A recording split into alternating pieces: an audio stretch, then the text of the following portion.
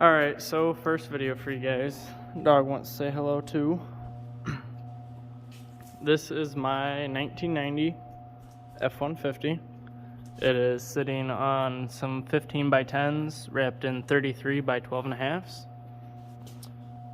Disregard the window tint. I'm gonna get it professionally tinted. I'll probably remove some of these stickers, but it's just what I've got done to the truck. Cab's a little messy, but I'll show you a little bit better on that side. Headliner's an all black American flag, XLT lariat. I got junk in here from rebuilding it. Doors close really nice, at least the passenger door does. I need to fix the window regulator. That's on one of my to-do lists. Wiper, the washer, pusher, motor, whatever you want to call it. That needs fixed. They only work when they want to. Again, like I said, F150 lariat. Original paint. It's just kind of dusty and dirty right now. Kind of grimy from leaning over the sides of the fenders. It's just a truck. I'm not too worried about it. Manual locking hubs with the Dana 44 TTB in the front still. I've got custom grill lights that run around. Tinted headlights with H bars or C bars in them. Let me find a light for you. I'll be right back. Okay, so we're back. I've got the stock manifolds with custom tips on them. Those run down into a 2.5 inch X pipe with, just for now, cherry bombs until I can afford some bigger mufflers, maybe some Super 44s or Super 40s. Not quite sure yet. Runs Optima red top, which doesn't really matter. It is a 650 CFM carburetor with the stock high pressure fuel pump. So it's got a fuel regulator and then another fuel regulator to bump it down, just so I know it's not overfueling. I was having an issue with that. Dog's over there playing with a toy. Stock AC truck doesn't work. That'll get probably replaced at some point. All new AC stuff. As you can see, it's kind of everything's pretty rough looking. I mean, it's a 32-year-old truck now, so I do have the AOD kickdown cables. It's got an RPM Performer Edelbrock intake, RPM Performer heads, the 6022 9s, and then a 7122 Edelbrock camshaft, also an RPM Performer. 175 degree thermostat, stock alternator, all stock pulleys besides the harmonic balancer. I got a new one of those, mostly because I was not going to run this one. I did not trust it that much. Reason why I rebuilt it: pistons were 12 thousandths out and all the exhaust valves were leaking, and it was at that point eating oil because the heads were filled with, or the head drains were clogged. Wiring will be tidied up. I'll have to make some relays and such, but for the fuel pump, it is rigged into, see if I can't get you sort of a better angle here.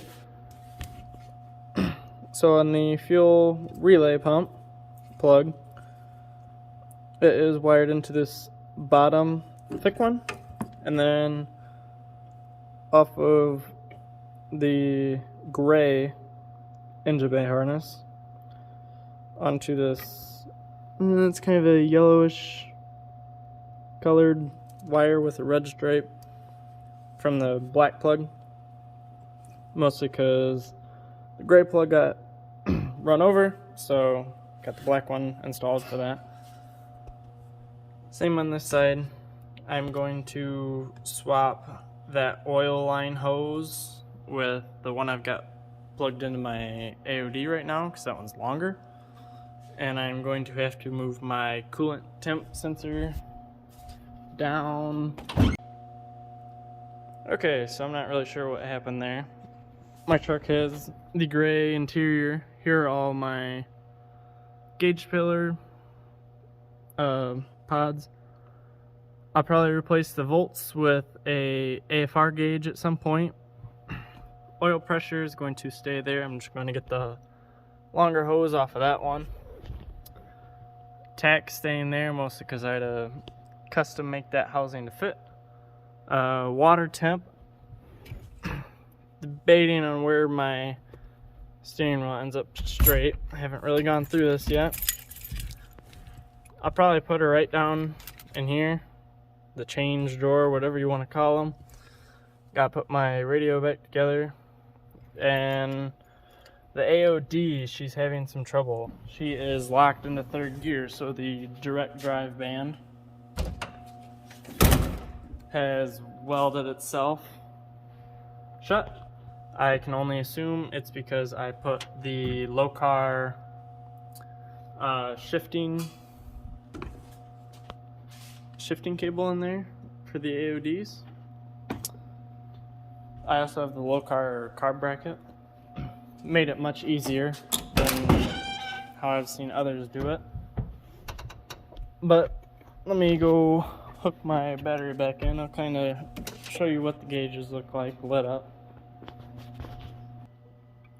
Alright, so here is what the pillar gauges look like when they're lit up. I accidentally broke the limiter off the tach, but my motor is capable of reaching 6,500 RPM the way it sits. Oil pressure is usually anywhere between 50 to 60 PSI. Again, not hooked up, not hooked up. I'll move this one down here, because as I'm kind of sitting, you can see it's nice and visible right there. All original gauge lights, well, original to what they are. I need to get new pins for this door. It doesn't shut until you slam it. I have, you can kind of see the sides have blinkers built into them. LEDs pretty much all the way around this truck. I wanted to go for, so like I said, I put LEDs in because I wanted to go for visibility, which you can see they're nice and visible. Taillights have running bars as well, which those turn on with the lights. The fronts are on once the motor's running. On my exhaust, they're kind of just side exit pipes. You know, nothing super loud, but they're noticeable enough.